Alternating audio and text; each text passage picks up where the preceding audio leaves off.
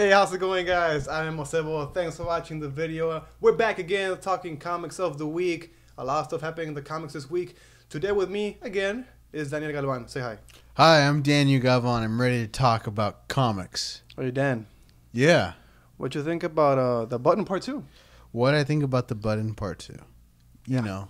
Overall thoughts, no details. Overall thoughts, no details is, first and foremost, if you are a comic book fan, I think you should buy each and every one of these issues. Yeah. This So cool. issue was not as enjoyable as the first one, but it was still very much good.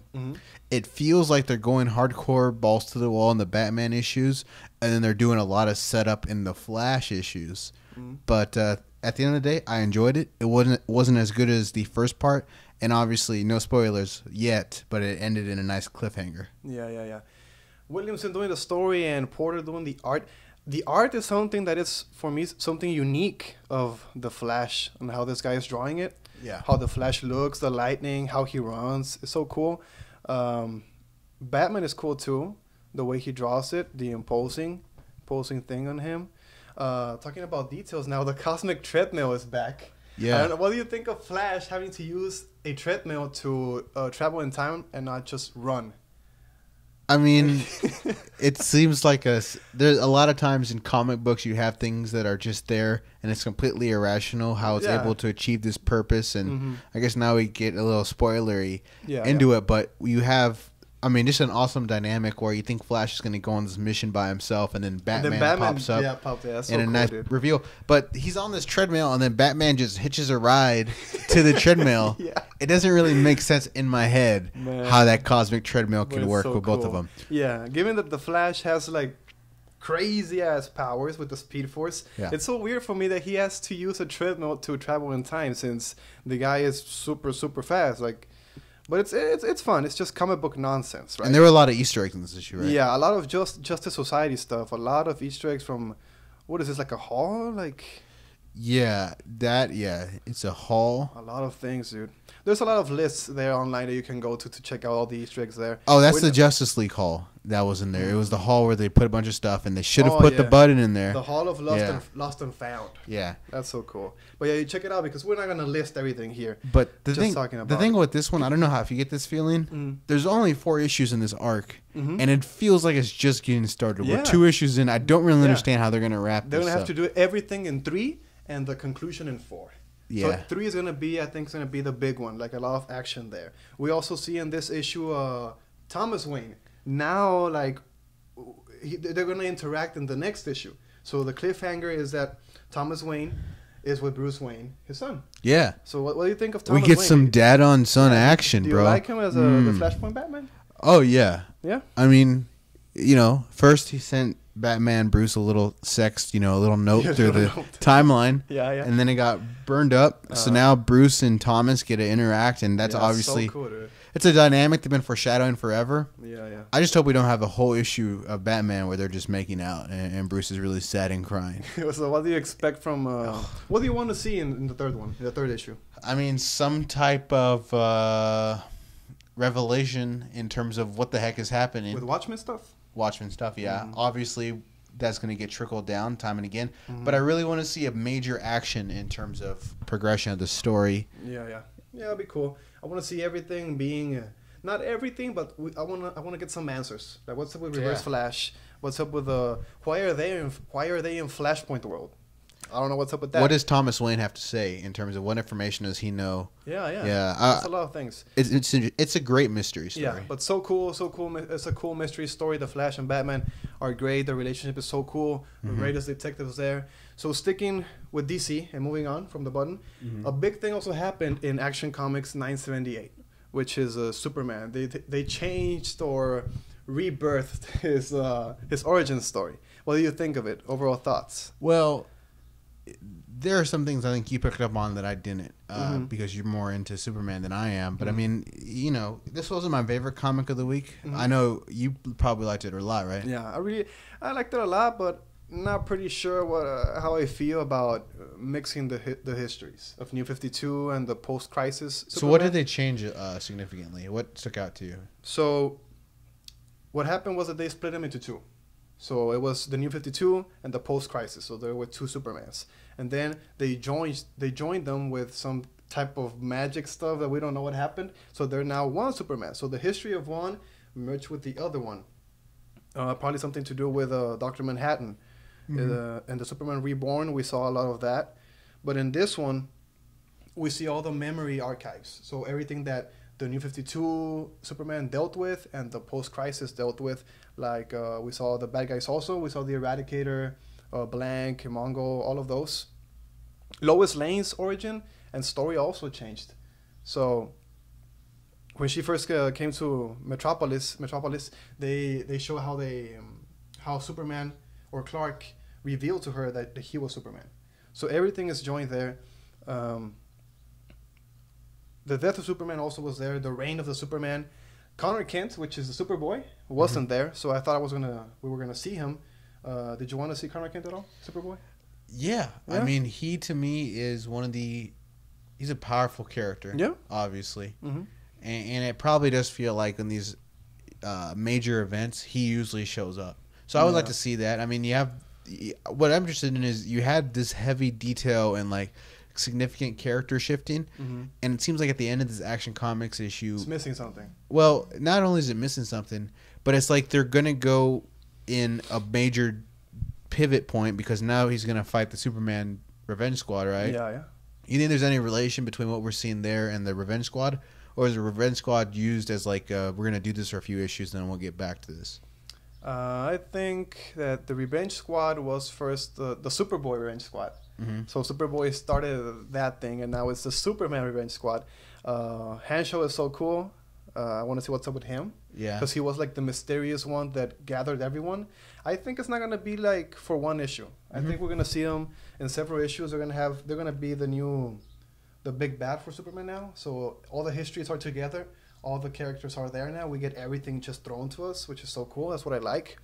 I want to see what's up with them. Who's your favorite one from the Revenge Squad? Ooh, that's a good one. I guess the Eradicator. I'm a big fan of guys who take a verb and use it as their name. But yeah, the Shades. Yeah, that's I think so cool. Action Comics was fine. Like it wasn't my favorite. I probably enjoyed it more than the Detective Comics this week. But yeah, I mean, another strong week by DC for sure. Yeah, we saw also Mr. Oz. So a Watchman there. He said, "All you need to know." Oh yeah. And he destroys the fortress statues of Clark's parents. So he destroys them, and he says, "You are dealing with forces beyond you, alone or otherwise." So the guy knows he's powerful. The guy knows something is gonna go down. But yeah, so cool. A lot of things happening there. Check it out if you want to see the Easter eggs there. You don't know what's up with the origins and the stories. Go Google it because there's a lot there. You have to. There's a lot of years in that issue. Go Google it. But it's so cool in DC this week. What about Marvel? What happened in Marvel? Do you have anything there? Yeah, I guess if we're going to go our own 3 picks that we each like, I was pretty heavy on the Marvel. The first one I'll start with, I know you're not a big X-Men guy. I need to look and see. X-Men Blue 2. X-Men Blue, sure. They have a lot of X-Men books out. They have X-Men Blue. Blue, gold, pink, yellow. They have blue. Blue and gold. Gold. Yeah. Weapon X is also out. And they're going to make the mutants destruction, something like that. Weapons of something destruction. Yeah. I'm not really into. Blue's the best one so far. Blue is Jean Grey, Cyclops, Beast, the original. They're teaming up with Magneto. But this second issue really explores the mindset that they went through in negotiating with Magneto. This was a good one. Essentially, the pivotal scene in this issue was Magneto allowed Jean Grey to investigate his mind.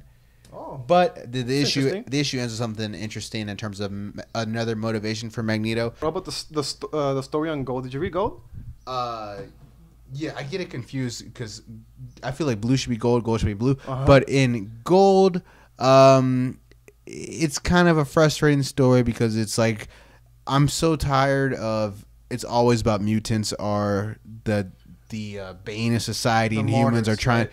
Yeah, humans hate them. I'm a bit tired of that storyline, and they're just kind of retreading it. So yeah, that's why they did it because some fans are asking for that for Marvel to bring back that X-Men are the ones hated by society. So they want to see that in the story. Well, that's what that is. I don't really want to read that. So I want to move on to something that I really liked, which is Darth Maul. Okay. You didn't know he was a Sith. You were telling me.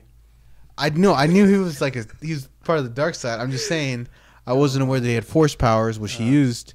Which I mean, it makes sense. It's just that in the entire Phantom Menace, he didn't use it, and all those books you're talking about that you read, not canon. So.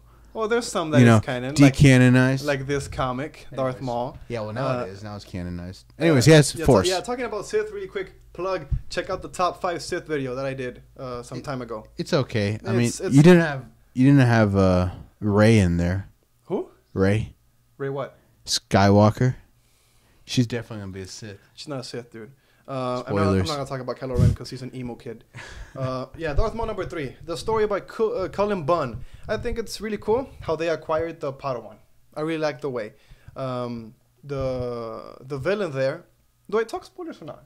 Yeah, talk spoilers. Yeah, sure. It's Monday already, so you probably read it. The Maul and the Padawan interaction was really cool. It's really cool. They both think that the Jedi, they're the stronger one. So the Jedi thinks that the Jedi are the best, and the Sith thinks that the Sith are the best, right? Yeah. The classic Jedi versus Sith. The twist in the end with the villain is really cool.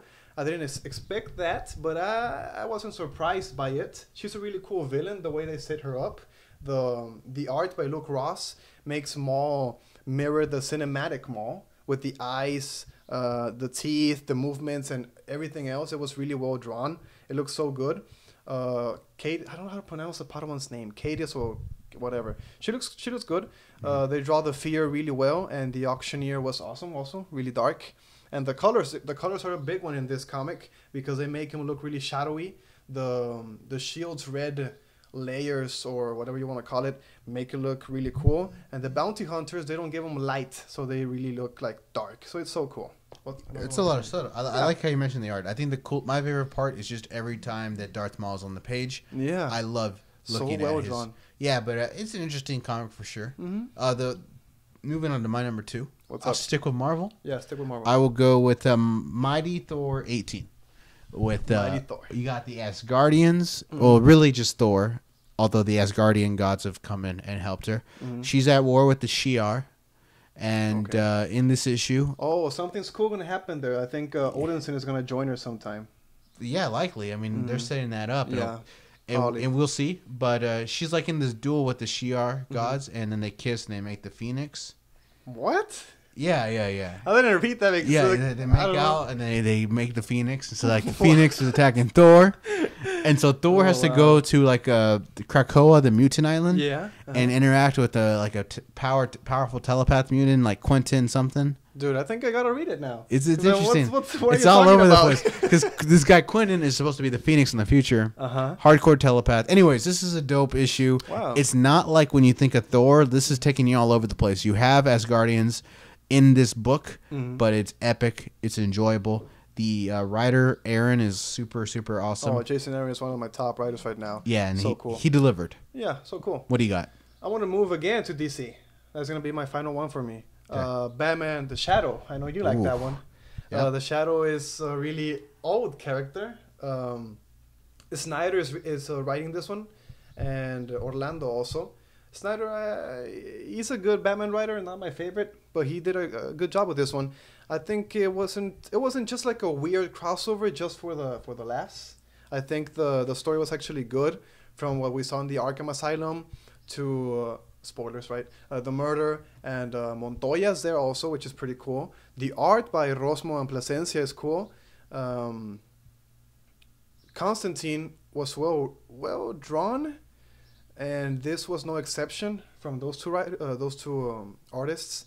The supernatural stuff, the creepy, the spooky, they got it there. The shadows are really good, and the splash page of the Shadow's cape, the big drawing there was super cool. The red and the ha-has, it was really cool, and the coloring just like makes it much better. What do you think of that one?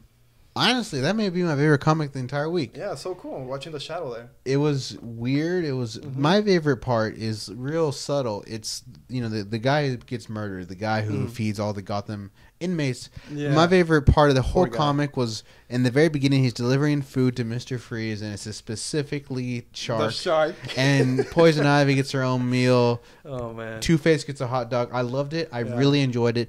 And when I kind of come at like what's my favorite comic of the week, it is always which one felt like the quickest to read. And this one to me was just I went through it. You don't feel the time going by. Not at all. You just read. I thoroughly So enjoyed cool. Batman in the Shadow. That I would recommend. Nice. What's your last one? Well, I had Wonder Woman down, but I'm not going to say Wonder Woman. I'm going to go with my third Marvel book. Okay. I'm a Marvel homer today. Okay. Marvel Zombie. Ready for this one? Patsy Walker Hellcat. Oh man, come on. Patsy Walker Hellcat. Why Patsy Walker? Look, man, I'm a feminist. Why? I'm a feminist. I'm a feminist. But I mean, Okay, so is it interesting? Is the story interesting? Kinda. What is she doing? Well, here's the thing. Mm. What is she doing? She like fights two kids who are like big fans, and then one of her friend group figures out that these two kids actually are gay for each other. Like they want to be in a relationship. So it was pretty cool. See, that's why I don't read it, dude. But what I'm giving a shout out here is like it felt like there were 4 or 5 comics this week that were just cut in Marvel. Patsy Walker, this was the last issue. Rocket Raccoon, this was the last issue.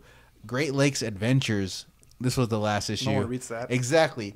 But what I love about, especially Great Lakes Avengers and Patsy Walker, and I believe there's a couple other ones that got canceled. What I like about these two is they are so drastically different from what we normally get that I value that. And while Patsy Walker is definitely for maybe if you're more feminine or whatever, it's more splashy, cartoony. You're a feminine guy. I mean, most of the Well, it's just issue like a girly girl. is them shopping, but I enjoyed it. It was fun to read. All right, so cool. So yeah, Patsy Walker. Patsy Walker, check it out. Issue of the week. No. So cool. A lot of cool things happened this week. If you haven't, go check out the Easter eggs and all of them. Go check out the stories, the art. Get pumped for this week. Double mic power. But are you pumped for this week's comics? Yeah, what's coming out? Do you know what's coming out? No idea. Did you just ask me that question? Yeah, to see if you knew. I don't know. I would assume the button We can part. check right now, dude. Does the button part 3 This is come a out? podcast. I mean, Yeah, there's nothing prepared look it up. here. Look This it is up. just on the go. Let's go for DC. I'm starting to read a comic called Black Hammer. I think it's What's Dark that Horse. What's it about? It's like a bunch of superheroes that are like stuck on this place for 10 years. Okay. And they're just living on this place. I don't know. It's hard to explain. Sounds boring. It's awesome. The Flintstones is coming out, Volume 1. The Flintstones is Flintstones hot. and the Jetsons, man. Dude, the Flintstones is a comic book that a lot of people like. So cool. Volume 1. Superman number 22, my boy. I'm going to read Superman, of course. Yeah. Nightwing number 20. Justice League, you were talking bad about it. I hate Justice Let's League. hope it gets better. And Justice 2. Harley Quinn, Green Lanterns, Green Arrow. Do we not have a Batman coming out? Nightwing. No. Cyborg. Have you read anything see- with Cyborg? I haven't read anything with Cyborg. I've read dude. some It's of not- Cyborg. It's just basically he's a computer. And he I mean, I hacks. haven't read anything. So you got Batman. Batman 22. Batman number 22. There you go. Oh, Bane. A Bane book. You should check that one out and see Yeah. if it's good. No one reads Aquaman. Yeah, people read Aquaman. I read Aquaman. I actually like Aquaman. But Dan doesn't count. I think I recommended Aquaman last week, you jerk. Yeah, I think you did. And what do we have in Marvel? Oh, Black Bolt number 1, dude. I'm going to read that with my morning coffee. And Secret Empire number 1. Empire. It's gonna be good for Marvel. But yeah, Black Bolt and Secret Empire. I think we're gonna be covering those number 1. So they're gonna be really cool. The button part 3, right? And the button. Yeah, so cool, guys. Thank you so much for watching this long video with Daniel Galvan. Dan, say bye. Adios, amigos. We'll see you, of course, maybe next week, talking comics of the week. Be sure to check out video for tomorrow. I'm going to be posting one tomorrow. It's a surprise one. I don't know. Well, I don't really know what I'm going to be talking about. But yeah, video tomorrow. And of course, I'll see you in the next one. Peace.